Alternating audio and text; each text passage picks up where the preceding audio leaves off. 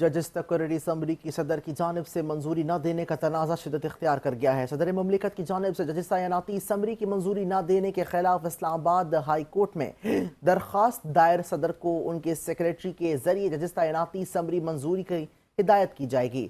दरख्वास्त में सदा की गई है कि इस हवाले से भी बात की जाए, क्योंकि अहम खबर दे रहे हैं अपने नाज़िम को। जजिस तकर्री असम्बली की सदर की जानिब से मंजूरी देने का तनाज़ा शिद्दत इख्तियार कर गया है, जबकि इसी हवाले से मजीद बात करेंगे नुमाइंदा 5 न्यूज़ चौधरी हामिद से। बताइएगा।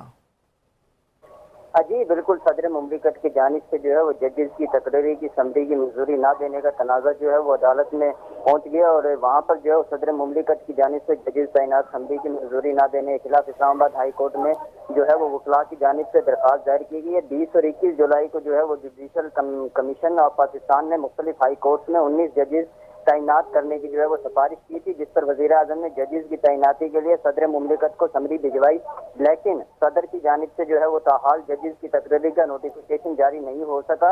इस पर जो है वो सदर को और इनके सेक्रेटरी के जरिए जो है वो जजेस तैनाती समरी मंजूरी की जो है वो हिदायत की जाए और एडवोकेट लुकमान जफर और जाहिद आसिफ जो है उनकी जानिब से जो है वो ये इस्लामाबाद हाई कोर्ट में दरख्वास्त दायर कराई गई है। जी, तफसीलात के लिए शुक्रिया।